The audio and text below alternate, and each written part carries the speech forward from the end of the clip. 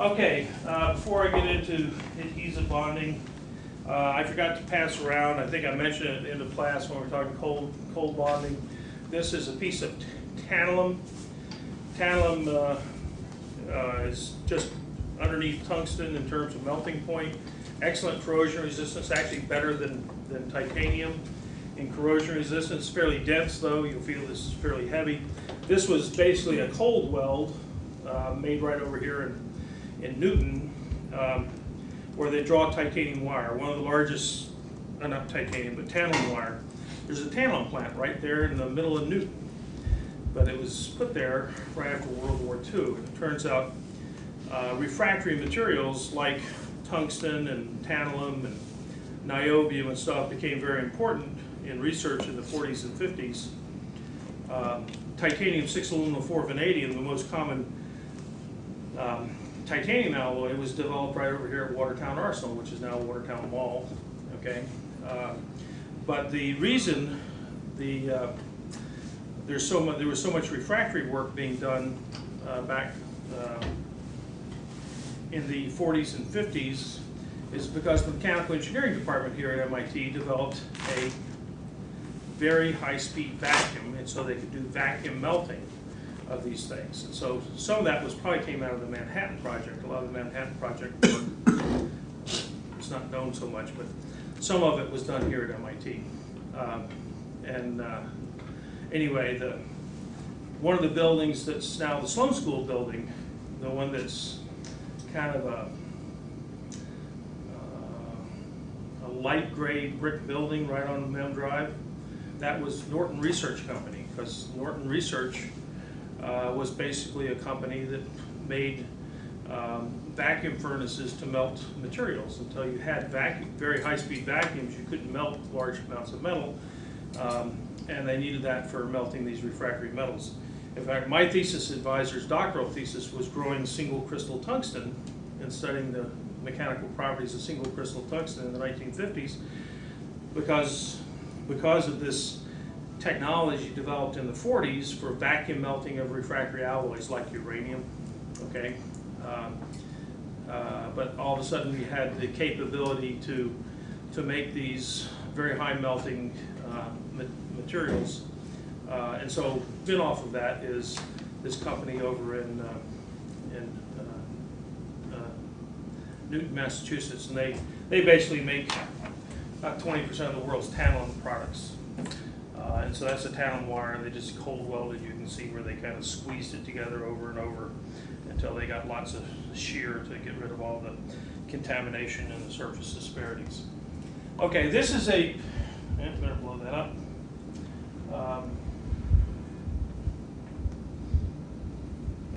This is an X-ray of a silicon chip. We were talking about microelectronics and stuff before.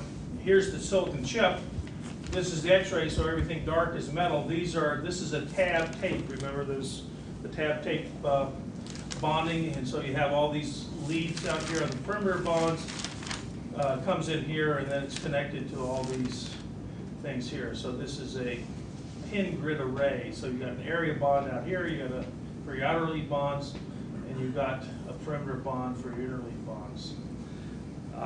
This actually is sort of interesting because on that surface of that 1 centimeter chip, this is an ultrasonic microscope or acoustic microscope that shows you the void areas when you try to solder that chip to the surface. And one of the problems that you have, as you can see, you've got 30% voids when you try to make a very thin joint by soldering, and that gives you poor thermal conductivity, and that's basically why some of your chips, you assemble a silicon wafer into its package, and then you test it, and some of them fail. And the reason some of them fail is because they don't have very good thermal conductivity, and maybe one of the hotter spots of the chip. I mentioned problems of thermal expansion in silicon. I'll pass this around. I don't care if you go through this, but be very careful because this is razor sharp. This is silicon solar cells made by a company that Professor Sachs over in mechanical engineering started, where they grow the polycrystalline silicon But this stuff, it's pretty cheap actually, but it's fairly brittle, okay?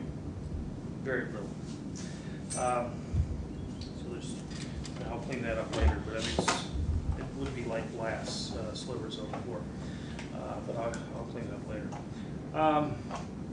That's one of the problems. And gallium arsenide is about 3 or 4 times more brittle than silicon, to give you an idea.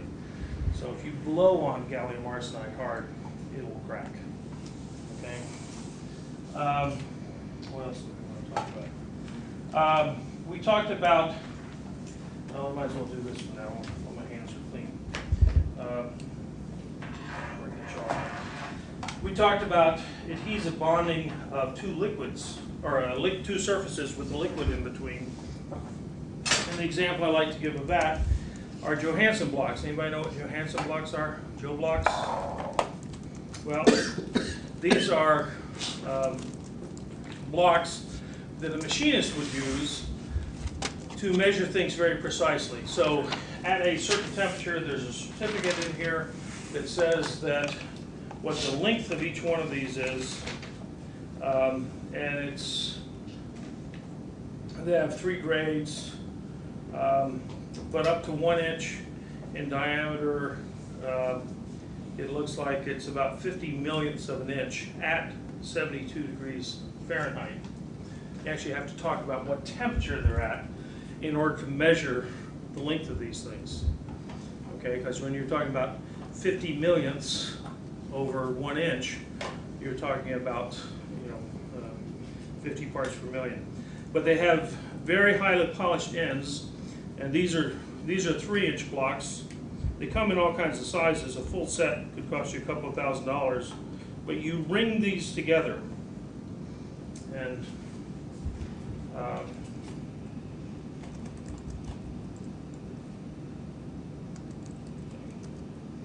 slide them together, and a little bit of moisture or grease from my fingers that's on those holds it together. There's the adhesive bond.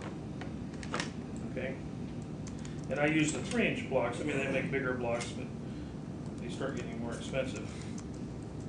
But if you have any little piece of dirt or something on there, it won't hold together. Some of your homework problems ask you to calculate the strength of that joint, given a certain thickness and other things that we'll go through a little bit. That's just a thin adhesive joint will have considerable strength. Okay, it'll hold up 3 inches of steel, right? Per unit area. Now, if you play with it a little bit, eventually it'll come loose. But we're going to talk about the kinetics of adhesive bonding here a little bit. One of the things you need to understand, well, I guess I can put this up. In dealing with any liquids and solids is the fact that we will have surface tension, and the surface, with surface tension of a liquid on a solid, you have actually 3 phases: vapor, liquid, and solid. Here's the liquid drop on a flat solid surface, and it'll make some contact angle. And if I resolve the forces of surface tension around that point, you have a solid vapor. Here's your solid vapor interface, and it will have a surface tension essentially pulling in the plane of the surface, trying to extend that liquid out. And that's gamma solid vapor. You have a gamma solid liquid on this interface between the solid and the liquid, and you have another one across this blue interface between the liquid and the vapor. And you resolve all those around that point, just do a force balance in the horizontal direction, and you come up with the solid vapor pulling to your right is equal to the solid liquid pulling to your left, and the solid vapor, or the liquid vapor, times the cosine of theta. So I resolve this one into its horizontal component, and I end up with this equation, which is called Young's equation. Okay? Now, Young's equation is a very simple formula. Whenever anyone talks about wetting of liquids on solids, it's the first equation anyone comes up with. It's very simple, but what I've learned over the last 30 years is the harder you think about Young's equation, the less you understand it. First of all, it's the equilibrium of forces. So it only applies at equilibrium. And many times people try to apply it when the system's not at equilibrium, such as when the liquid's flowing. It doesn't work then, okay? It also doesn't work very well when you're not on a flat surface. For example, at one time, about 15 years ago, a lot of people were saying if they couldn't make printed circuit boards by essentially putting little drops of solder. This is not long after inkjet printers came out in the 1980s, and people were shooting little drops of ink, just like we do today in the inkjet printer, and they thought, oh, well, why don't I shoot drops of lead tin solder?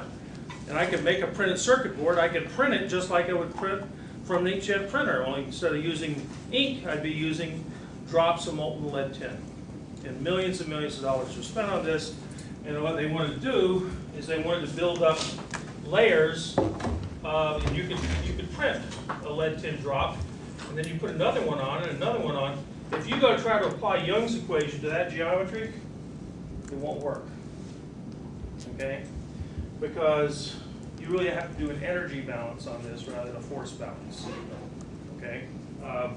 So the Young's equation is, and let's not get into it, because as you think about this problem, I did it with Professor Sonnen once, 10, 15 years ago, and we just went around and around and around trying to figure out what are you holding constant when you're trying to work out the formula. But it turns out one thing became clear: Young's equation didn't work in complex geometries. And when you have in that case, gravity, you can think of it as gravity has some effect on the whole thing. Although I'm not sure that's true anymore. But in any case, people apply Young's equation. You go to textbooks, and this is one on adhesive bonding, or this actually is on soldering and brazing, but it doesn't matter whether it's adhesive bonding or soldering and brazing. This is a T-joint, so you got a flat surface here, and you got another piece coming down here. And this is a wetting liquid. This is a non-wetting liquid. You can define the wetting as the contact angle theta. This is a wetting liquid. This is non-wetting liquid between two cylinders or plates, kind of like the Johansen block, of equal diameter or thickness, whereas this is a T-joint. So low contact angle, good wetting; high contact angle, poor wetting. The example I usually give is, if you ever wax your car and then you see how the water beads up on the hood, that's high contact angle. The wax and the water have incompatible bonding. The wax has nonpolar bonds, the water has polar bonds, and therefore the van der Waals bonding is very poor, and you'll get a high contact angle. You wear off the wax on your car after a while, and all of a sudden the water sort of sheets off, okay? There used to be something I used to put on my windshield called Rain-X, and that was something that would, so you wouldn't get beads of water on your windshield. It would just sheet off, and what you're doing is you're putting something on there that had a polar surface, so the water would sheet off. You can buy dishwashing detergent for your automatic dishwasher that has surfactants, that we call surfactants, which lowers the surface tension so the water doesn't bead up on your glassware. If the water beads up on your glassware, you take the beaded, water beaded glass out of the dishwasher, and it dries off. It'll leave a little white spot from the mineral deposit in the water. And people don't like that. They'd much rather have the water sheet off. You're still leaving the minerals on your glass, but you can't see it, so therefore you don't know it exists, right? Okay, still contaminated, but who cares? You can't see it. You can do, well, sometimes surface energy is best thought of as a surface tension with units of dynes per centimeter, but it also has units of ergs per square centimeter, which is energy per unit area instead of force per unit distance. And we know that sometimes if you want to get better wetting, you have something that doesn't quite wet the surface. People who do adhesive bonding or soldering, know that sometimes they just take a little sandpaper and roughen up the surface, then all of a sudden the thing will wet and give you a lower contact angle. And the reason is, if you think in terms of surface energies, you're reducing the energy of the system because the liquid wants to wet, or reduces the energy of the interface. This blue-green interface, or this one between the liquid and the solid, has a lower energy than the solid vapor interface over here. In a rougher surface, you will essentially reduce the energy of a larger area, and therefore you'll get better wetting. In fact, I've seen situations if you are doing some soldering and you don't have really good wetting, and you sand it, and the sanding scratches are all going in one direction, you put a little drop of solder on there, you'll see it spreads out elliptically in the rough direction. It goes with the grooves, essentially goes down the grooves. So a trick sometimes used in practice is to just roughen up the surface if your wetting is not quite good enough. Okay, so that's sort of the thermodynamics of adhesive bonding. You either have something like the Johansen blocks, where it's just a liquid between two solids, and we'll talk about how you get strength out of that in a little bit, or it's basically mechanical interlocking like Velcro. Okay, those are the two types. So mechanical interlocking, obviously you can get some strength depending on how rough the surfaces are. The smooth surfaces, on the other hand, when you have a liquid in between that changes the pressure inside, holding the thing together, that really, usually you want a nice smooth surface, like those Johansen blocks. Okay. Actually, you can pass this around if you want. There are surface standards. This is a standard gauge thing for looking at machine surfaces, so a guy in a machine shop doesn't want to have to take it over to the laser measuring machine whenever he's trying to finish something, so he can pull this out of his pocket, and it's just a comparative gauge that shows him different surfaces, and that goes down to what, 2 microinches? Yeah, 2 microinches, which is 0.05 micrometers. Okay, 0.05 yeah, 0.05 micrometers. Yeah, it's pretty smooth. On a rough surface on an atomic scale, it's still huge mountain peaks, but that's not as finely polished as those Johansen blocks. But in general, you want 2 smooth surfaces when you have type 1, which is a liquid in between. When you have mechanical interlocking, you want a rough surface. So you have kind of competing processes.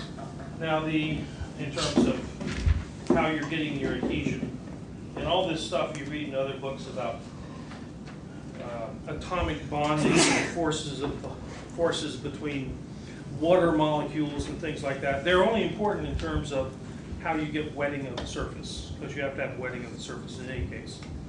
Now, there's a guy back in the 50s, this is a second edition of this book,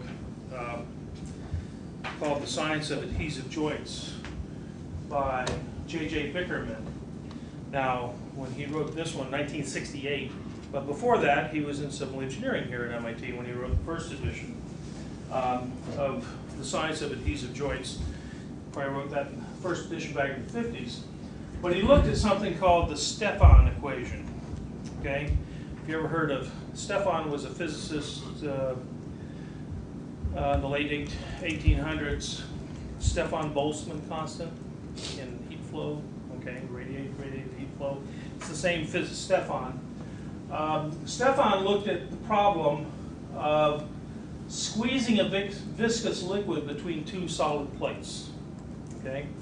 And so when I talk about surface tension and type 1 adhesive bonding or mechanical interlocking, that's sort of the thermodynamics of adhesion. This is the kinetics of adhesion. And Stefan said, well, if I have a viscous liquid, the more viscous it is, the harder it is to squeeze those plates together in a certain amount of time.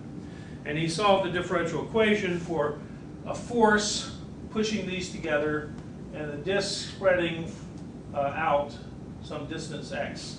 So radius x, and this is kind of the velocity is hxl, So he solves this, but he ends up with all we have to worry about, and this is in your handout somewhere, is his final equation, which says the force time product, the force that you're squeezing this liquid between the two plates, is equal to 3 times the viscosity times V is the volume or area, not volume, but it's actually maybe it is the volume. Oh, it's velocity, I'm sorry, velocity. The velocity over 8 pi, 1 over h2 squared, which is the final height of that thin layer of liquid, minus 1 over the initial. And if h1 is large compared to h2, 1 over h1 to the fourth is nearly 0, and you end up with the force time product is 3 pi. Viscosity, area, the radius, A is the radius of this little disk, to the 4th power over 8h2 squared. Okay, so that's the Stefan equation. You will have to use this to solve the Johansen blocks, because I can put the Johansen blocks together and I can hold them there, and they're basically being held together by a viscous liquid. But if that was honey, you know that was in between, it was thicker, you know it might hold initially, but eventually the honey would slowly flow and the thing would fall apart. Well, if I hold those Johansen blocks up, I actually rung those together about a week ago, and when I took them apart here, when I first opened that up, there was about 1/5 of the strength, and that's just sitting there on the shelf for a week. Okay, if you try to ring them together yourself, but if you ring them together with a thin enough layer of liquid, you actually can get pretty good strength, and you may not feel much until you get most of the way across.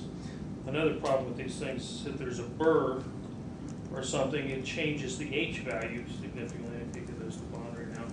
Some of you have dirty hands. One of the other problems with these things, it's actually me that has dirty hands too. Okay, so there it is. If I put a weight on this, the viscous liquid is slowly pulling apart, and it will have a certain amount of time that'll last. These things are hardened. These are actually chromium carbide blocks. I had some, first ones I bought the cheap ones, which are steel, hardened steel, but they rust. You get rust on the surface, you'll never bond them. Okay, that little bit of rust layer. You can't get a thin enough joint for your hand grease to be thin enough to create a joint that's going to be strong enough. In any case, what's the eta term equivalent? Eta is the viscosity of the liquid. Okay, and glad you asked that, because this gets to the question of, in this formula, what can you do to increase the time that joint will hold together? Well, if you've ever taken Scotch tape and it fell off the wall, what do? You put it back up and you push it a lot harder, right? And you rub. You're increasing the F term, the force, to get a thinner joint, which reduces the value of H2. Okay, you're just squeezing the thing together to get a smaller value of H2, which makes a stronger joint or it will last for more time. Of course, if you're unlucky, it's contaminated enough that it's still not strong enough and it still falls down a minute later as opposed to, falling down 10 seconds later. So you can only increase the force so much. T is the time the thing lasts. You can make thinner joints, which means you want flatter joints or smoother joints, but you really can only get so smooth. You have to ring them together like Johansen blocks. But what can you change? You can change the viscosity. Viscosity, anybody know how much viscosity changes? Anybody have any idea? Some of you have to study fluid mechanics. What's the viscosity of water? Anybody know a typical unit? It's on the order of 1 centipoise. 1/100th of a poise. Okay? Honey might be 1 poise. Okay? Maple syrup is probably 1/10 of a poise. Water is 100th of a poise, so maple syrup's a little thicker than water. Okay? Who knows what blood is? I don't know what blood is. But most liquids are something less than about 10 to the 5th poise, 10,000 poise. You start getting thicker than that, and the liquid is getting so thick that we actually start considering it somewhat of a solid. Like, I don't know what Jello is, but Jello is, 1,000 poise or 10,000 poise. I don't know. Maybe it's 50,000 poise. I haven't measured Jello. But a typical solid that you might think of, like a piece of plastic, could be 10 to the 10th or 10 to the 11th poise. A piece of metal, if you measure the shear strength, I mean, what is the viscosity? Viscosity is nothing more than the distance something slides when you apply shear force to it. So if I have a piece of material and I put a shear force on it, and I measure its shape change, right?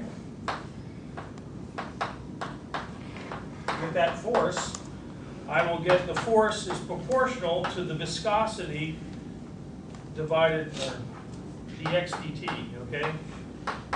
So there's some x direction here, and the force is going to be proportional. This viscosity is nothing more than the proportionality constant between the velocity of sliding or shearing of that solid or liquid and the force that you apply. The more force you apply, the faster it slides. Well, that's all sort of makes sense, right? A metal, if you start figuring out typical viscosities for copper or steel or something like that, you're probably in the 10 to the 15th, 10 to the 16th poise. The highest viscosity that was ever measured was done by Egon Orawan, a famous faculty member over here in mechanical engineering, who estimated, I don't know where he got it, the viscosity of the Finnish coastline, okay? So somewhere in studying geological time constants, he estimated what the force was on the Finnish coastline from some geological data and how far it slid or displaced over time. And he got a viscosity of 10 to the 22nd. And you start putting the numbers in, you have to go to geological time when you start getting to viscosities of 10 to the 22nd. Okay? Because the higher the viscosity, the shorter the time, right? For a given force. So viscosity can change, I guess, by 24 orders of magnitude, but in practice it changes by about 20 orders of magnitude. So the trick in forming an adhesive is to start out by putting the adhesive in there as a liquid, which has low viscosity, that you can get spreading and flow by the Stefan equation, okay, get it spread out and fill the joint, and then changing its viscosity. Plus here's the Stefan equation. What can I change? I can make the joint thinner, but there are limits, and it only goes as h squared, a to the 4th over h squared, or h to the 4th up here times velocity and stuff. But, so I can only, I might get an order of magnitude or two out of making things thinner and thinner, but I can get 15 orders of magnitude by going from a liquid to a solid. Okay? So what I need is something that will change the viscosity of the liquid and turn it into a solid. What can I do? Anyone have any idea? Lower the temperature. Pardon? Lower the temperature. You can lower the temperature. So that's one of the 3 techniques of adhesive bonding. It's called solidification. Can you think of any adhesive that works by solidification? You ever used a glue gun? Heat up the glue, melt it, and then it cools down. Hot melts. Okay, a hot melt adhesive. Now, if you're a painter and you're painting, what's the latest, greatest painting techniques over the last 10 or 15 years? To use paints that are basically nothing more that are plastics that you heat them up. You spray a hot spray of liquid drops on the surface and they solidify. What am I trying to do with paint? I'm trying to get it to adhere to the surface, right? So that's one. What else can I do? To change the viscosity from something that's a liquid and turn it into a solid. Just think of what type of adhesives have you ever used? Like RTV. RTV? Chemical chemical or air addition. Right, a chemical reaction.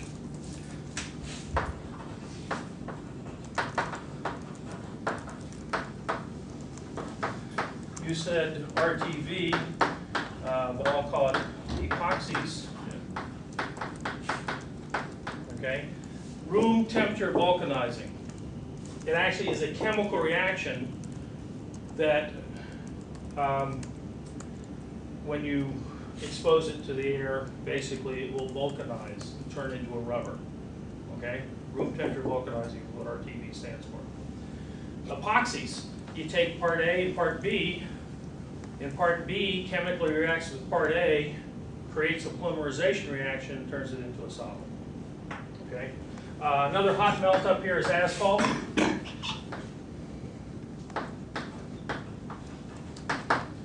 You ever see them put the asphalt on the streets? Okay? Comes in steaming hot, smelling all over the highway, right? Put it on there, roll it while it's hot, solidifies, and as long as it doesn't get too hot, although in Florida it can get pretty hot, or actually Arizona, not Arizona, but Nevada. My son was out in Nevada once, in Panaca. Panaca is north of Las Vegas, and it was 136 degrees, so he decided he'd go out and see if you could fry an egg on the sidewalk, and yes, you can. It takes about 180 degrees to get the polymerization reaction in the egg proteins, but you know, sidewalk actually will get up to about 180 with 136 degree air temperature with the sun beating down on it. So you can fry an egg on a sidewalk in certain places. But actually, egg whites make a pretty good adhesive. You ever try to scrub the pan after you burn some on, right? You solidified it by a chemical reaction, okay? So RTV, the epoxies, anybody think of any other, or anybody think of the third reason, way you can solidify? Or think of another example in chemical reaction. Envelope? Pardon me? The envelope, the sticky part of the envelope where you lick it, Yep. it sticks. Solvent removal.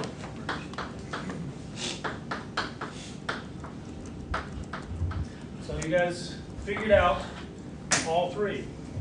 These are the only techniques. Solvent removal. The solvent is often water, or it can be some organic.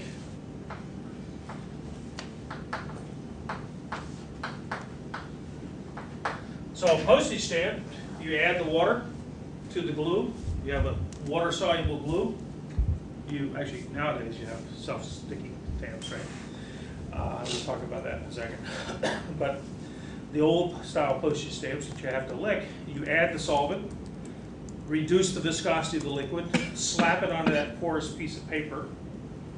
The paper wicks away the water, and the stuff solidifies, increases its viscosity, doesn't solidify, increases its viscosity. So let's take some examples. Crazy glue. I actually pointed to it. It's a chemical reaction. Anybody know what the chemical reaction, actually, do I know what the chemical reaction is? But anyway, crazy glue is a chemical reaction. It's called a cyanoacrylate, and it was invented by accident. Oh, I remember crazy glue. I remember what it is. Cyanoacrylates polymerize in the presence of OH bonds. Okay, so another one here is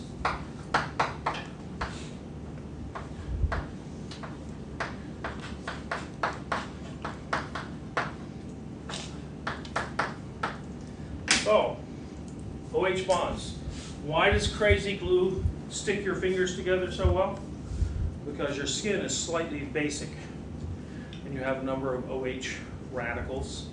And the polymerizing species, just like you're mixing in epoxies, it's usually on the surface that you're bonding to.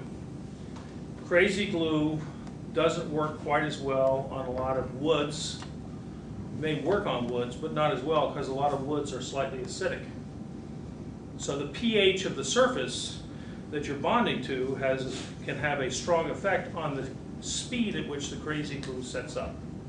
And crazy glue itself is sort of like a brittle plastic. I mean, it goes probably up to the 10 to the 7th, 10 to the 8th, 10 to the 10th type of viscosities, you're going to get 8 orders of magnitude. So, hey, you can slap it together in no time, but then you start changing the slapping together to some other length of time, and you can get things going fairly quickly.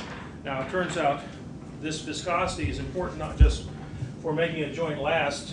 In Bickerman's book, he has some examples, and I'm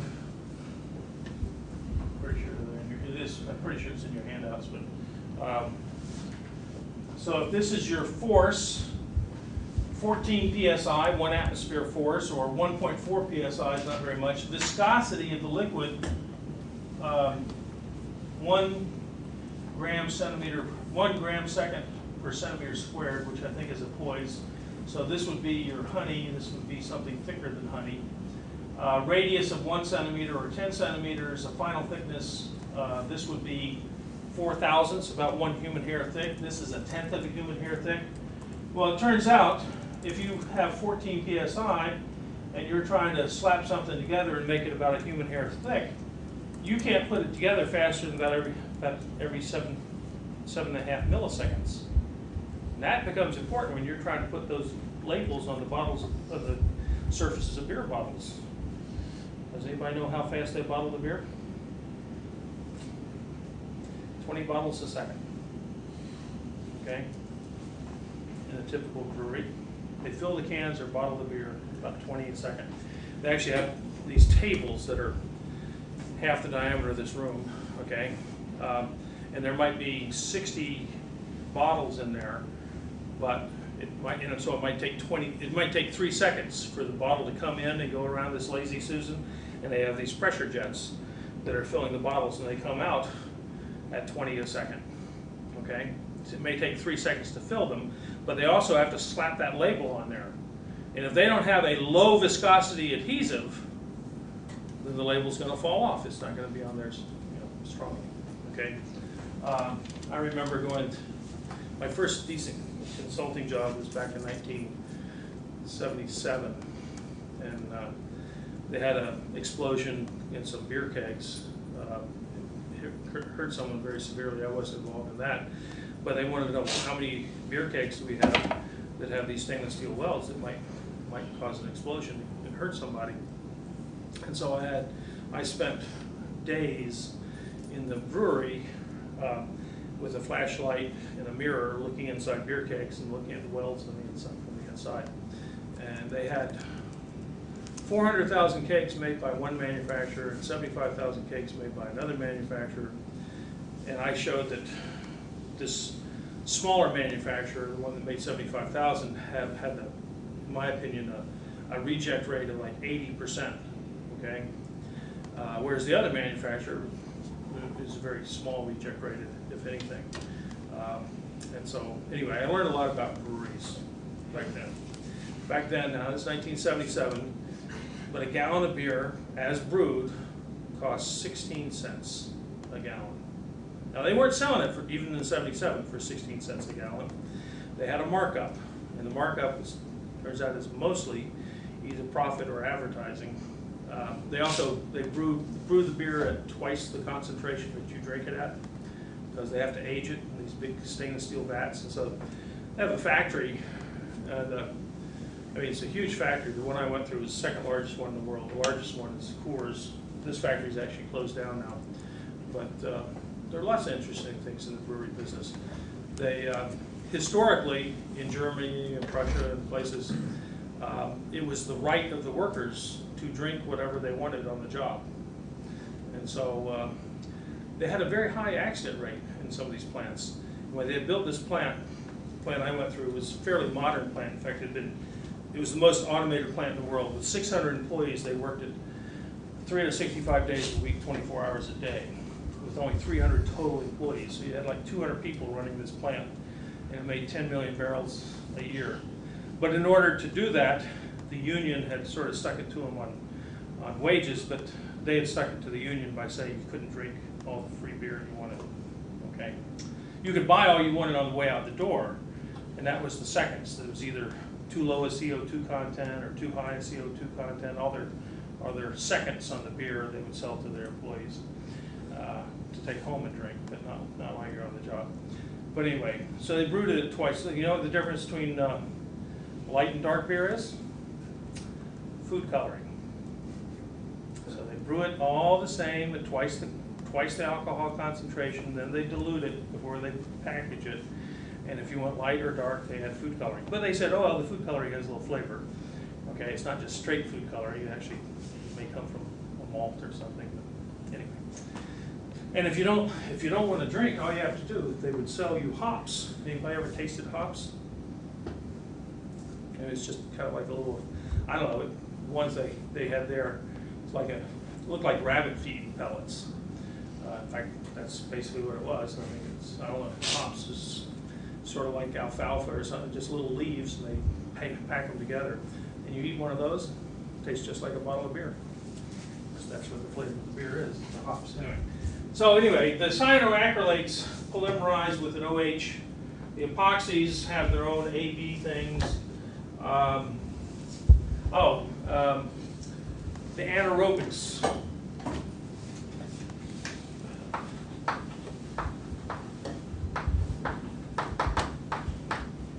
One of you is going to do an Ironman. What's aerobics? You breathe, you get plenty of oxygen. Right. So anaerobics is without oxygen. And so it turns out the anaerobic adhesives are things like Loctite. Loctite Corporation, the invention there was a guy found that they could come up with a polymer liquid that wouldn't solidify until it was in the absence of oxygen. The oxygen in the air would inhibit the polymerization. But you take the oxygen away, and the thing would polymerize and harden up. So Loctite, which is now a billion-dollar-a-year corporation, is basically a liquid that when you put the liquid on, it flows down in the threads of the screw joint, and when there's no oxygen in there, it solidifies. And now you've adhesively bonded the screw to keep it from vibrating loose. Okay, so it's an anaerobic adhesive without oxygen. Right? Is it reversible? No, it's polymerization. So one of the things about a chemical reaction is it's not reversible. Okay, solidification is reversible with temperature. Not reversible. Solvent can be reversible. There are some solvent things that they will change a little bit so that they don't work when they won't redissolve. However, postage stamps, they will. So far as that goes. Postage stamps, well, anyway, I'll get to that in a second, the postage stamps. But let me finish up here. You can see you can get 6 or 7 orders of magnitude just by playing around with the factor of 10 on viscosity or radius or something. But you can get even more if you change the viscosity. You can get an extra 10 orders of magnitude by solidifying something. And 10 orders of magnitude, when you start putting it into the kinetic equation, means a joint that instead of taking a fraction of a second to form, can last for a very long time. How many seconds in a year? 10 to the 8th. Actually 3 times 10 to the 8th. But you can calculate it, but it's 3 times 10 to the 8th seconds.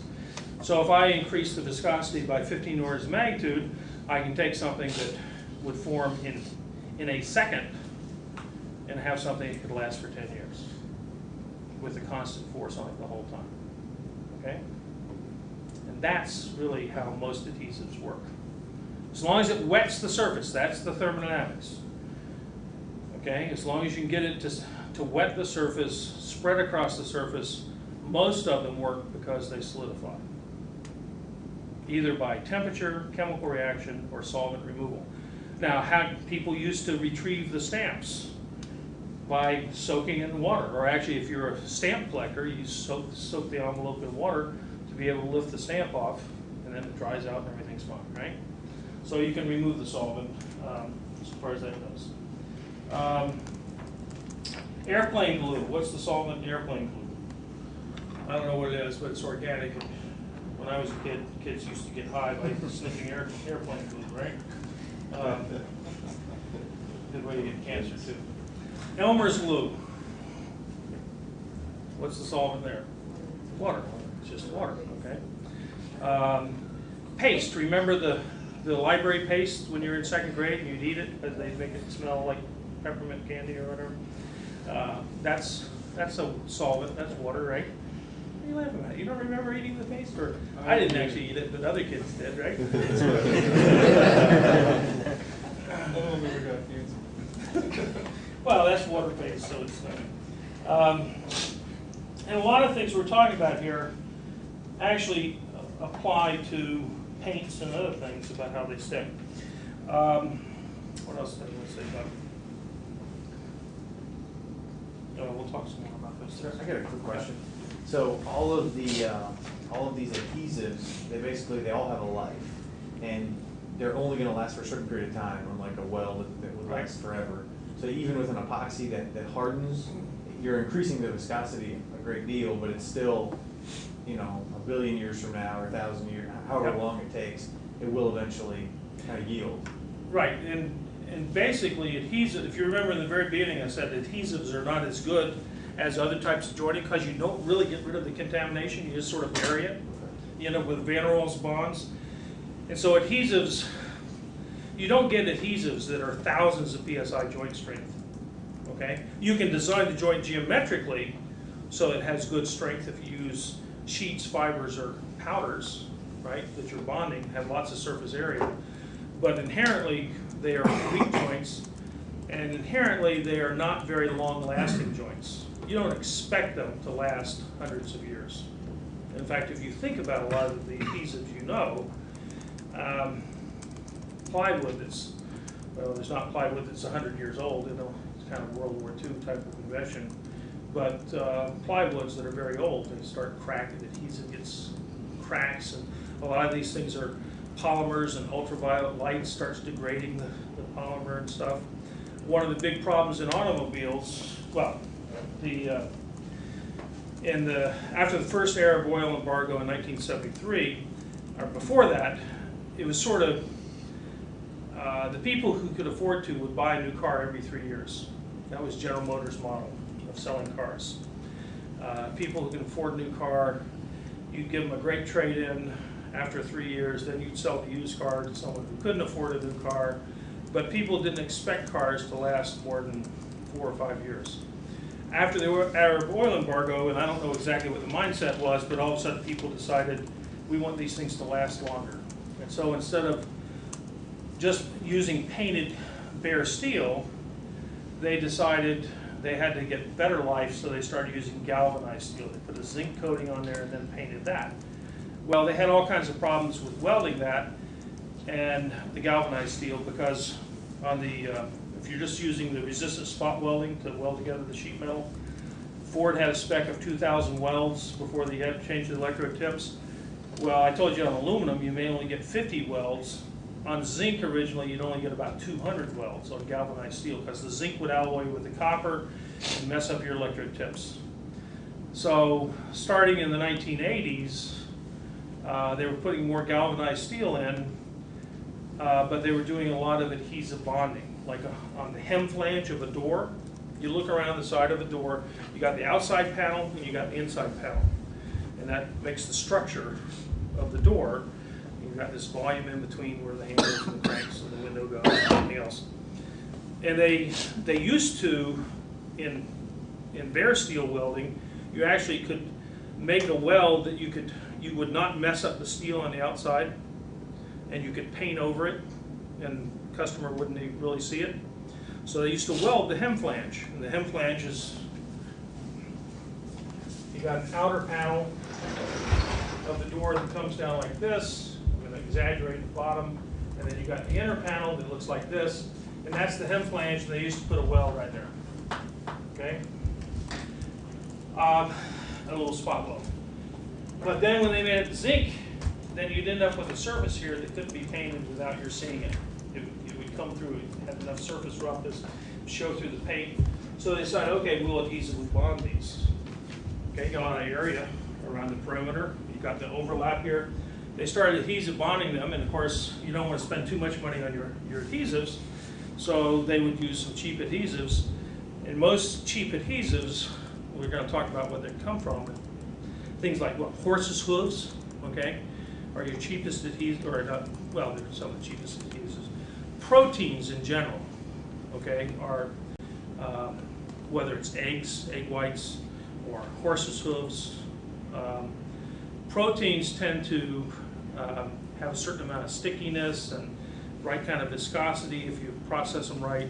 And they talk about sending the horse to the glue factory, okay, because all the collagen, okay, the organic matter, the collagen, would make an adhesive. Well, those types of things that are plants, okay, there are lots of corn stalks and things like that. You can get some proteins out of that. Corn sugar or cornstarch makes an adhesive, okay. So lots of starches and proteins will make adhesives. And so the cheapest adhesives cost about 10 cents a pound. They're junk, okay, basically.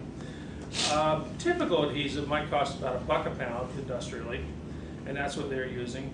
But if you want one that has really good moisture resistance, you could pay, well, currently they pay about 30 bucks a pound, okay, for the adhesives that go in automobiles. But in the 1980s, they're using the $1 or $2 adhesives, which don't have very good moisture resistance over time.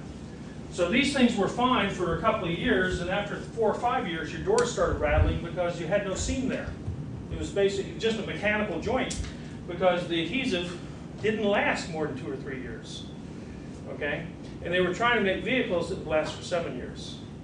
So Detroit, through the 1980s, eventually learned they had to start paying about 15 bucks a pound. Now it's about 30 bucks a pound for adhesives that are not just old horses' hooves, okay, or cornstarch. I mean, they were a little more sophisticated than that, but not cheap stuff like postage stamp type stuff.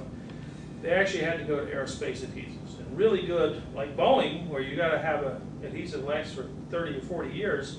You can be paying $400 a pound for that adhesive, okay, because you've got some very fancy polymer chemistry going on there, okay. And you're making it, it's a very fancy synthetic polymer. Typical automotive adhesives today are $20, $30 a pound because they've got to last 8 or 10 years without the moisture attacking them. Which, if you remember, your original question here was, well, they're going to fail eventually. Yeah, in some cases you can show theoretically they might last for 100 years. But in fact, if you think of most adhesive joints you know, after 5 or 10 years, they're not doing so well, okay? They tend to, I mean, how many times have anyone ever looked at old letters and you take them out of the drawer and the stamps fall off the letters? They don't adhere anymore, right? It's not a true primary chemical bond. You didn't get rid of the surface contamination, and the joints degrade for various reasons. A lot of these polymers degrade because they're destroyed by heat over time, or they're destroyed by ultraviolet rays or whatever that the ultraviolet can get to them.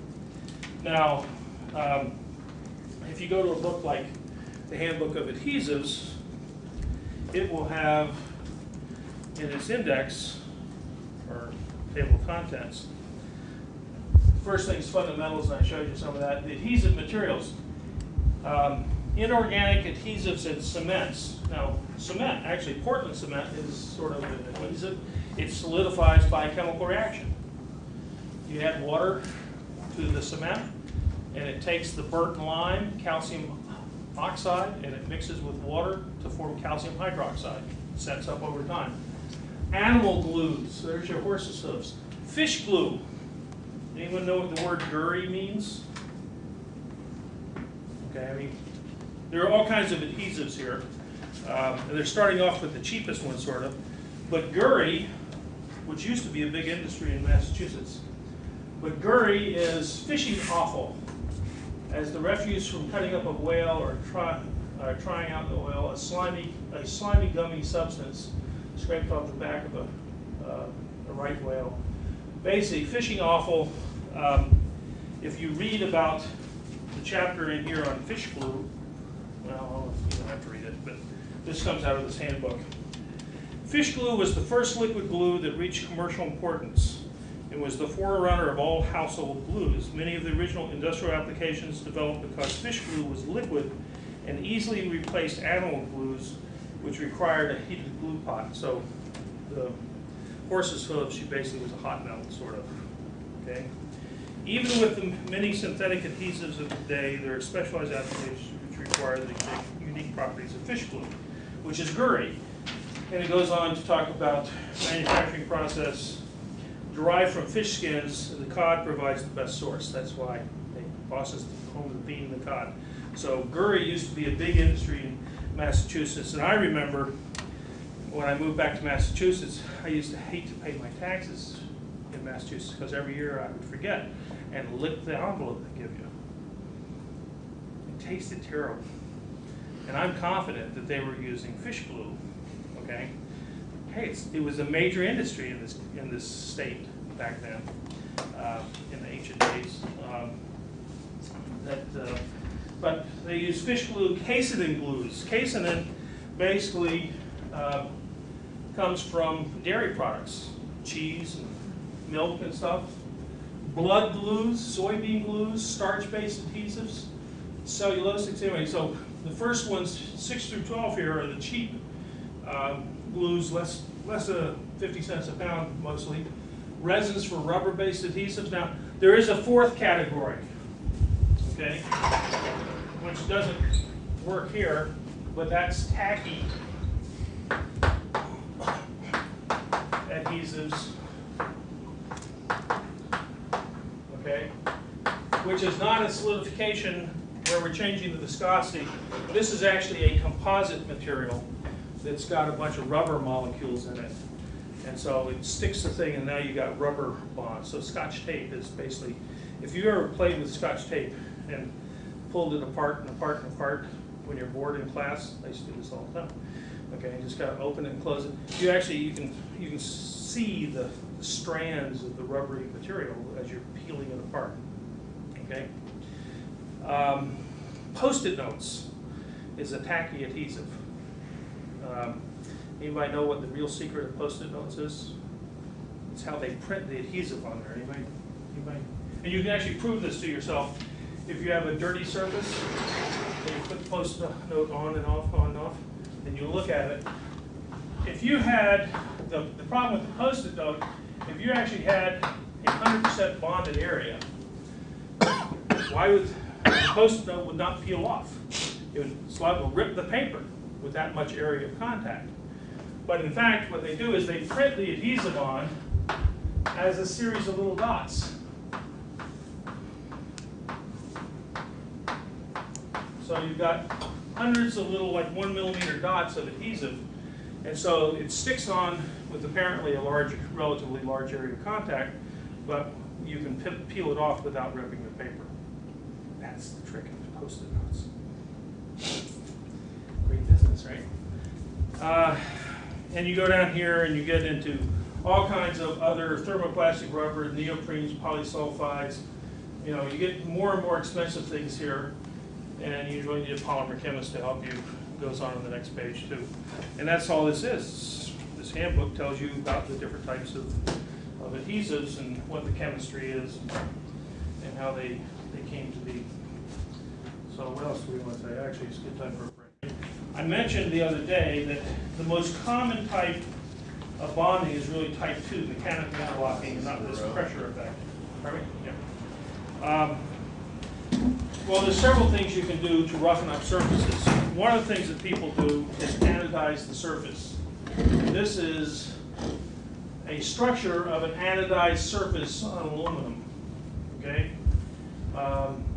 And you grow anybody know how anodizing is done? You basically just, in a conducting liquid, you apply a current and it will corrode at the anode. I used to anodize for my doctoral thesis. My doctoral thesis, I was drawing niobium, which is sort of like this tantalum. Niobium and tantalum are right next to each other on the periodic table. And so I had to draw tantalum, and I mean, this is going to be drawn from a rod down to a thinner wire. And I was drawing niobium aluminum composites, and the surface was niobium, and I had to get a lubricant to work. And so I used to just take sodium hydroxide. I had a big long tube, a glass tube, with a wire down in there, take some sodium hydroxide, and I took a 27-volt battery, and I just stick it in there, and the thing would turn a nice color. And that's I was growing an niobium oxide surface film by corrosion, electrochemical corrosion. It'd take 2 minutes. I had bubbles coming up and stuff because of generating hydrogen and stuff. 15, 20 years ago, people loved titanium jewelry because you could get nice colors when you anodized it to different thicknesses of the oxide coating on the titanium. Well, aluminum also anodizes. We use anodized aluminum. Well, it's an old building, but most windows and aluminum frame windows are anodized, but they're not anodized. Well, they do something else to give them corrosion protection.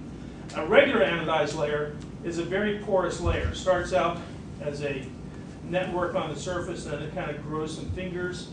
But you have current going in at the cathode, and you're corroding at the anode and forming the aluminum oxide.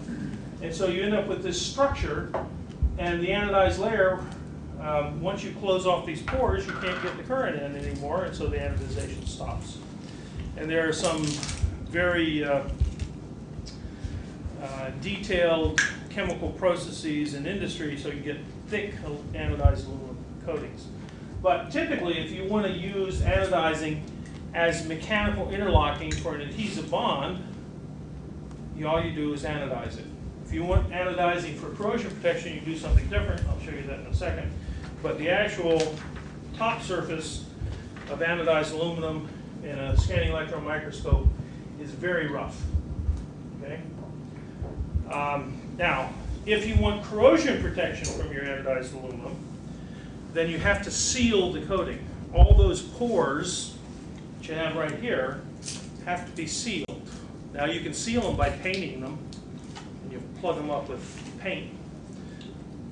Or you can seal them by boiling it in sulfuric acid, and so it will corrode without an electric current, but just by the sulfuric acid, you'll basically seal these. So I remember once, first time I was ever on Cape Cod, a guy asked me to come down there. It turns out it was in the winter, and he wanted me to look at his sailboat because it was a brand new sailboat. After the first season, it was showing white rust on the anodized aluminum along the rail. And unfortunately, the aluminum rail was built into this beautiful mahogany woodwork right on the surface, edge of the sailboat. Paid a lot of money for this boat. And in order to remove the rail and redo the anodizing, you're going to have to rip out all that mahogany woodwork. It was going to be pricey. I went down and said, he wanted to know why his aluminum rail on his expensive sailboat was showing white rust. And I went and looked at it, and it was because no one had sealed the anodizing. Someone had, some marine yachtsman, boat builder, didn't know that, you send it out for anodizing, and if you don't tell them to seal the anodized, it'll be perfect for adhesive bonding or painting, but it's terrible for corrosion resistance because you still got pores, and you'll get rust through those pores, and nature will try to seal it, but in salt air it'll be a lousy seal. So anodizing can give you corrosion resistance or a good rough surface for mechanical bonding, adhesive bonding. I think I showed these at the end of the day on Thursday or whatever. This is a complete set from a stamping plant where they make small metal parts. Now, the small metal parts, when they started making these small metal parts, they were small little parts like we see here, like you buy in a hardware store. But nowadays, they actually make these things not by cold forming, but by warm forging, 300, 400, 500 degrees, and they make pieces that weigh several pounds, okay? So steering knuckles on cars, but the whole part starts out as a little slug of steel from a steel rod. It's sheared off, and this one, you can't really feel it much anymore, but it used to feel very slimy because they use soap as a lubricant. But how does the soap stay on? They learned after World War II that if you phosphate the surface, in aluminum you anodize the surface and you get this rough surface. But in steel, if you put it in a phosphoric acid bath, you'll grow an iron phosphate on the surface that you don't have to use a voltage. The iron phosphate will create a porous surface that is great for painting. If you want really good paint adhesion on steel, phosphate the surface. What do you phosphate it in? Coca-Cola is fine. Coca-Cola is sulfuric acid. Use Diet Coke, you don't need the sugar. Okay, save weight.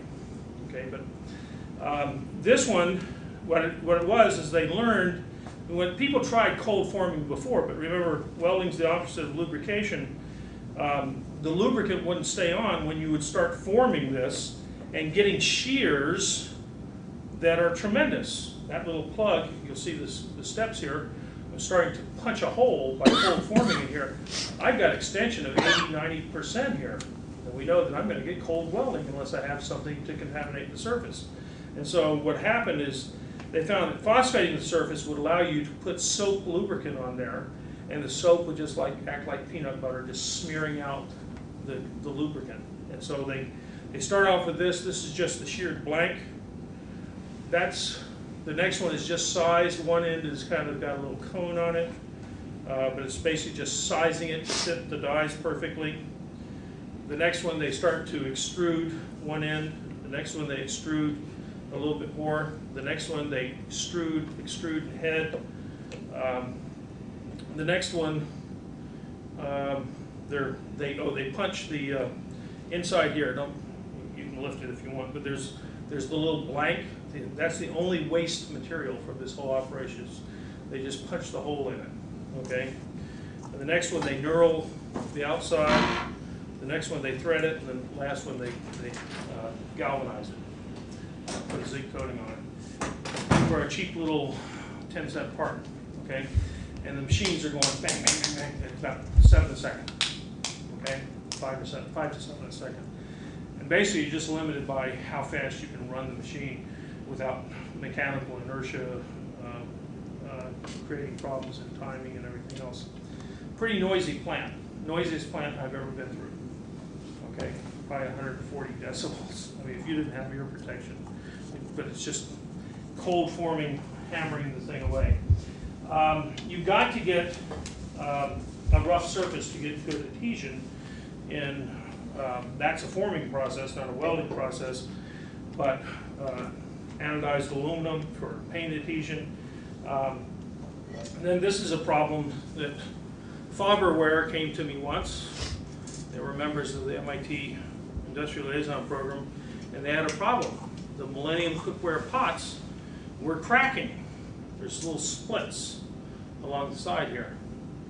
And what happened is they manufactured them in Brooklyn, New York. They'd ship them to Japan on a boat. And when they come off the boat, they had inspected them before they got on the boat, get off the boat, and they had cracks.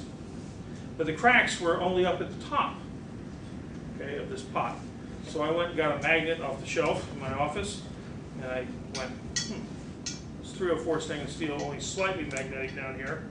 But as I go up here, the magnetism is different. And that's because 304 stainless steel changes its crystal structure when you deform it. And it goes from the face-centered cubic non-magnetic form to the magnetic body-centered tetragonal martensitic form. The bottom of the pot has almost no magnetism. This bottom is aluminum. We'll talk about that in a second. Anyway, what they wanted to know was, well, why were they getting cracks along here? And I went and got a magnet and went like this, and they could feel it. I'll pass it around, you can feel it. Be careful, someday I'm gonna have to get rid of these. They saw the handles off. And the reason this thing is marked, they actually wanted me to quantify it.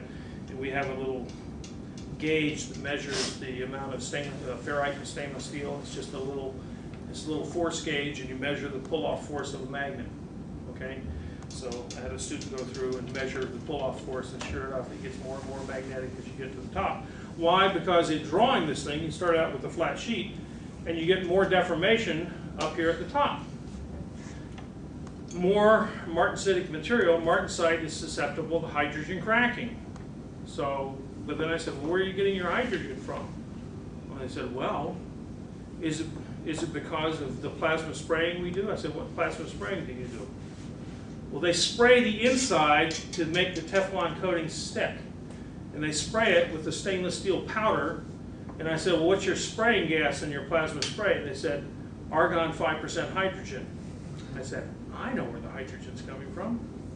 So, sure enough, they were introducing hydrogen. They're changing the structure to go to a magnetic form of stainless steel that's susceptible to hydrogen cracking. All the cracks were forming up top. Hydrogen cracking, talk about it more in some of the tapes you'll watch, is also called delayed cracking. Package it, put it on the ship, nothing there. There are residual stresses on this thing from the original forming operation. Stress, hydrogen, time, you get cracks. So by the time it got to Japan, they had cracks in their pots. So they were cracked pots, so to speak. Now, the other thing is on the bottom of that, so they decided, oh, well, he figured out that problem fairly quick because they've been working on it for a while. So they paid for my all expenses paid trip to Brooklyn, New York. So I get there in the middle, actually the day after a snowstorm, and I go to the taxi, drops me off, not the nicest area of New York, okay? And I look at the building and it's one solid block with no windows and almost no doors. And you couldn't walk on the sidewalk because the snow was all over the sidewalk. So I started walking around the building trying to find an entrance. Also kind of being a little careful, wondering whether I was going to get mugged, okay, in this neighborhood. Finally I found the entrance, went inside. They had a problem also with, the reason they wanted me to come by, they had a number of problems, but the bottom of that pot, well, let me finish the story on the plasma spraying. So I looked at the plasma spraying operation. They would take steel powders, they would plasma spray them on the surface. They ended up with a very porous plasma spray coating, and then they would take the Teflon. Now Teflon is very difficult to bond to something. It has, remember, it's got these fluorines. I showed you, it had some of the lowest surface energy going. And so how are you going to bond it? You're going to bond it by mechanically interlocking it in this porous sponge of metal, plasma sprayed metal. So they would melt the Teflon coating. And those Teflon coatings are great, and that's what you're paying for in an expensive pot, is they've really done something to get a good mechanical bond. The cheap Teflon coated frying pans and stuff, someone just did a hot melt spray on a flat surface that wasn't roughened up much. Stuff comes off like in a few weeks or months of use, but that'll last a lifetime as long as you don't abrade it.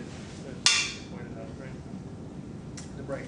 Now on the bottom of that is a cold weld of aluminum to the stainless steel bottom. They want good thermal conductivity so you don't burn things on the bottom. And so they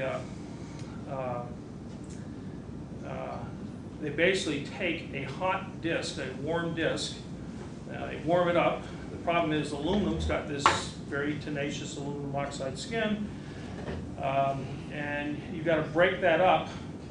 Although aluminum can be cold welded, remember, because it does have a high oxide to metal hardness ratio, you can break it up. But they would just take the disc, and this is sort of an old-time sweatshop, as I understand it. They've now moved the sweatshop to Asia. But a guy would take a disc and he'd put it on this great big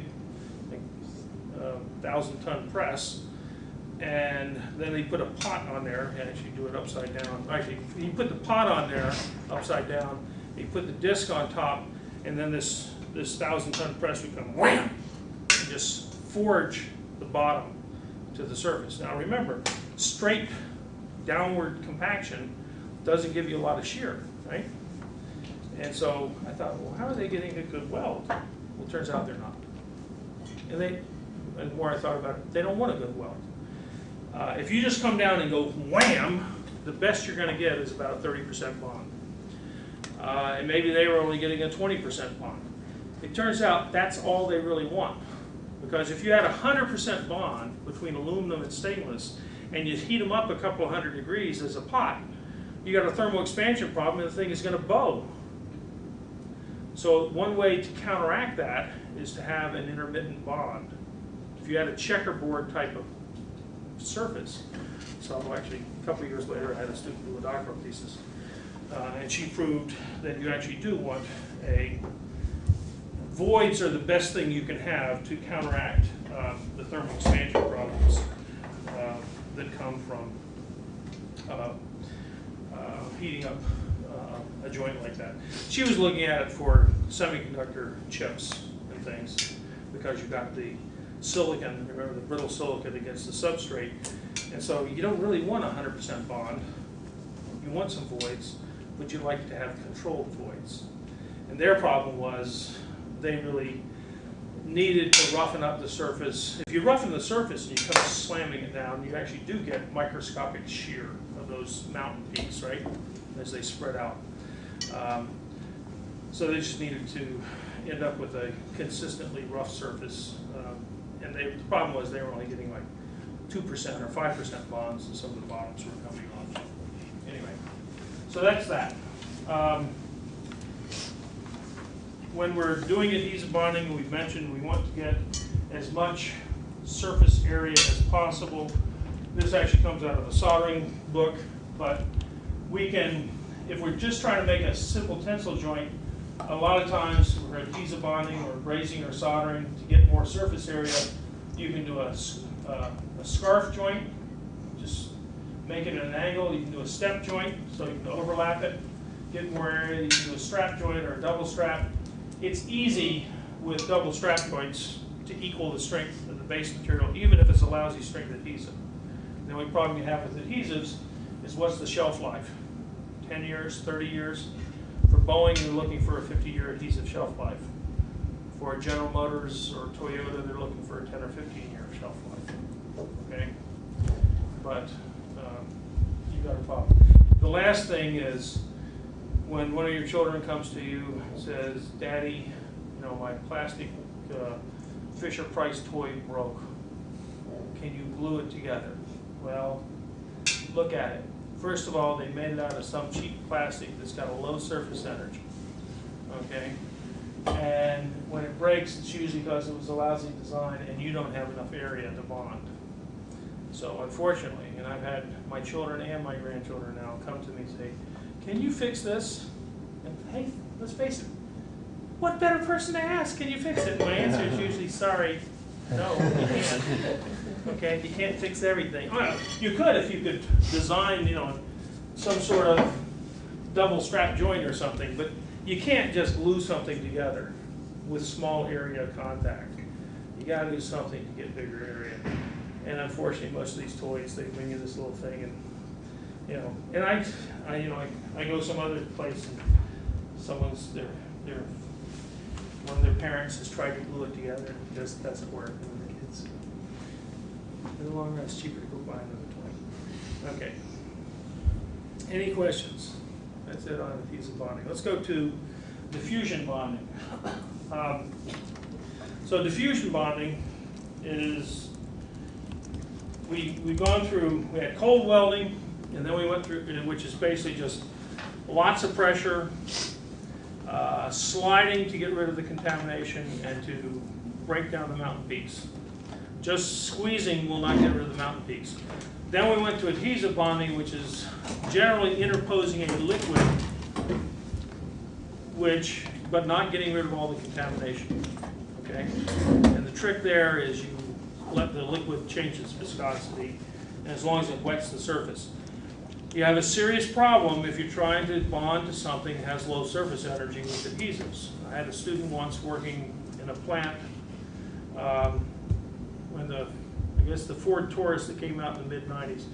The Taurus was already out, and it had a particular type of plastic bumper, but they were going to come up with a new type of bumper for the mid-90s Taurus, and he was in the shop, the plant in Milan, Michigan, where they used to injection mold these plastic bumpers. And the problem for the new design was paint adhesion. Okay, this plant was sort of an interesting plant. They had a $100 million paint line, okay, and they had to keep that line busy, because that was the expensive part of the plant. You could buy an injection molding machine for $2 million. You could buy a welding machine to weld the pieces of plastic together, hot melt welding. You're just melting the plastic together for $1 million. But to buy another, they called it a monoplane, another paint line with all its environmental controls was $100 million. So you could buy all the $1 million or $2 million things to feed this other thing. And in, at the time, one of the big deals was called theory of constraints in management. Anybody ever heard of theory of constraints? Okay, you have. What's theory of constraints? Goes along with finding the weakest link and finding the constraint. The bottleneck, yeah, they often call it the bottleneck, okay? I mean, if you just think of theory of constraints as a fluid flow problem, if you have a bottleneck somewhere, you can't, that limits the flow through your system. And you can also assume that everything upstream of the bottleneck is at equilibrium, okay? Has equilibrium pressure all the way through. Everything downstream, you can make no assumptions because that's throughput control past the bottleneck. And there's a book called The Goal, G-O-A-L, by a Israeli physicist named Eli Goldratt. And Goldratt wrote this book, and it's basically about a guy who is worried about running his manufacturing plant, and he doesn't know how to do it, and he goes on a camp out with some scouts, and he meets this, in between he meets this guy in the airport who is named Jonah, okay? So you took some management courses, right? You're okay. So, and Jonah, he's lamenting about the problems in his factory, and he's going to have to ship things overseas if he can't, and everybody's going to lose their jobs. So he basically, Jonah tells him some things to look for, and he goes on this camping trip, and he sees that the rate at which the boys, the scouts, are marching through the woods is controlled by this one fat kid, okay? And you know, they're stringing out in all kinds of directions until he finally decides to put the fat kid up front and make him the bottleneck, and then everything behind is, you know, everybody doing it. Anyway, it's been a while since I read it. So Goldratt made millions of dollars off this, and it became one of the early 90s, one of the management topics. I mean, the management people love to come up with the strategy du jour, I call it, okay, strategy of the day. And you know, it used to be 0 defects in the 80s. Then it was Jonah's and stuff. So you actually can get a black belt. You're a green belt, you said, right? You can get a black belt in the goal. Goldratt started the Goldratt Institute, and he made a fortune. And Ford loves it. Now, you go to the manufacturing plant now, someone may give you their business card, and it might say Certified Jonah. And it means they got their black belt in studying Eli Goldratt's book about marching scouts through the woods. And actually, it's sort of a fun book to read. But Goldratt thinks you can solve whatever problem you have by managing the constraint. And so managers love this because they're getting paid the big bucks, and this gave them an easy way to manage. You just manage the constraint. Well, in this particular plant, the monoplane was the constraint, and one of the problems, getting back to the adhesive bonding, was for the new vehicle with the type of plastic they had, they're going to have to injection mold this thing, and they were going to have to do all this stuff to roughen up the surface of this plastic. I mean, this is a complex bumper shape, to roughen it up, or it wouldn't take the paint. Okay. So anyway, Ford solved it, but they had to do all kinds of solvents and stuff to roughen it up. And when you're trying to dissolve away plastics, the solvents are sort of messy and environmental problems. But I remember going into the plant manager's office, because Ford in the early 90s, the whole corporation thought Eli Goldratt and the Goal were wonderful. Big office. I mean, the guy's office was 3 times the size of this room for the plant manager here. You gotta remember, the automotive business, a plant manager is managing a $1 or $2 billion business, okay, at Ford or GM. I mean, you may just call them a manager, but they got a big business there. There was only one piece of paper anywhere, right there on the coffee table the little end table between the two sofas, was the goal by Goldratt. And they believed in the goal. All they had to do was manage that paint line. As long as they had enough machines to keep that line fed, they were limited by the throughput of that one machine. In that case, the goal was a good theory, okay? But the next year, I had a student up at the Ford F-150 line in Livonia or wherever, Ford F-150 truck, where they were making the air conditioners, not just for F-150, but F-150 was the largest selling vehicle. I think it just passed the Chevy truck. It has passed it now, but I think at that point it just passed the CK truck. And they believed in Goldratt there, and they had like 21 lines making air conditioners for different vehicles. And the problem with the F-150 is they were selling so many of them now, they're going to have to spend $20 million and put in a new assembly line for air conditioners for the F-150, unless they could figure out some other way to get more throughput through the F-150 line. So my student was working on the F-150 air conditioner line. And they believed in the goal.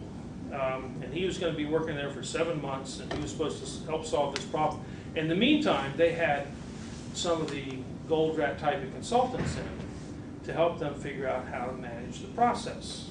Okay, and they were probably paying them $500,000 a person. I'm sure they're spending $500,000 or $1 million a year on these consultants. And the theory there is you had 20 people working on this line doing the assembly of the air conditioner parts. And I remember walking through with the student, talking to the people in charge of operating, the engineers in charge of the line. They were already operating 20 shifts a week. They couldn't add more shifts. You had to have one shift to shut down and do maintenance each week of the 21 shifts a week. And so they had to figure out a way to get more throughput. And they were talking about what was the constraint, because Ford was thinking, that was the whole management theory at Ford at the time, was what's the constraint? In the bumper plant, the constraint was the $100 million paint line. You keep that thing fed, you'll get your maximum throughput through. That's true. That's where Goldratt works. In this line, I said, well, what are the consultants told you? They said, well, they tell us to introduce a constraint into the system and just manage that. I'll talk about the logic of that in a second. I said, well, what's your constraint? And this is the guy who operates the plant every day. Well, he says, well, it depends on where I put the people. I said, what do you mean? He said, well, this is hand sort of, person puts this widget here and stuff. And in order to make the job not too boring, they move people from spot to station during the week. And some people work faster than others, believe it or not. The variability is in the person, not in the equipment. Duh, okay? And so some people were a bigger constraint than others. And they just didn't work as fast. And so he knew that his constraints were the people. And so I guess he was supposed to stand there with a whip or something and beat them or something, I don't know. But think about the logic of the theory of constraints in a line that's operating, essentially 100% time, and you're trying to get more throughput through the system. Now, do the fluid flow analogy. I've got a fluid system and some water running through this piping system, so I'm going to create a constriction to try to increase the flow out the other end. Right? You think it'll increase the flow? To introduce a constriction? These guys were being paid $500,000. Why? Because the theory of management schools is to figure out an easy way to manage things so that people who get paid the big bucks don't have to think. Right? My theory in management schools is if you're the manager getting paid the big bucks, you're the one who's supposed to be doing the thinking, and you should be figuring out what the problem is rather than just trying to figure out some little whiz-bang latest and greatest thing. So about a year later, they brought Goldratt here, and I was co-director of the manufacturing program. So we all heard Goldratt give a talk, yeah. So I have a question about that. Do you think that a lot of people, once they have earned whatever achievements they need to get where they are, that they just kind of sit on their laurels and just refuse to get involved in the details and just always want to be big picture sort of people, when in reality it's often really complex little details that are going to drive and move you forward? It's understanding the whole system that moves you forward. Because if there were a single magic bullet that would solve every management problem, if there was a management solution for one size fits all, someone would have figured it out already. But in fact, your system is dynamic, it's always moving. And so the problem is, only about 2% of the people in the world actually think for themselves. You read the leadership thing that I sent you, okay, from that guy who gave the talk to the cadets at West Point last fall. And I guess I could send it around to everybody if you want to read a long thing. But the thesis is the mediocre people who get to the top, okay? And I would tend to, it's the people who learn how to work the system. And working the system is not solving the problem, it's politicking your way to the top, okay? And you probably can all think about that. And the people who are the real movers and shakers, the ones who actually think about things, often don't get hurt because they're the noisemakers who are always complaining you need to do things different. And actually this guy gave an example of General Petraeus. Apparently General Petraeus was a 2-star general in Iraq in 2002, and he almost got canned because he was saying we're fighting this war the wrong way, and the superiors didn't want to hear it. But in fact, he had actually thought about what the problem was, and he had figured out a solution to it, and he actually made it work in his region, and then all of a sudden he started moving on very quickly. So there are real leaders out there. What else I got to tell you about? Oh, the other gold rat stuff. I was going to tell you what gold rat, so I haven't gotten to diffusion bonding yet, but that's okay. So we go to lunch with gold rat after he gives his talk, and he says that he's now this super high-paid consultant. He's visiting MIT in the manufacturing program. And I said, well, what are you working on now? And he says, well, I'm working on how to manage the federal government. I said, oh, how do you manage the federal government? He says, I use theory of constraints. I said, oh, so what's the constraint in the federal government? As if there is one, right? Just one constraint. And if you find out what that constraint is, all you have to do is manage that. As if, you know, you've got $1 trillion organization, or what's the federal government? It's about $1 trillion organization now, right? And it's got only one constraint. So, it doesn't have one constraint. The problem is a complex system has more than one constraint. The Ford Milan plant had the monoplane.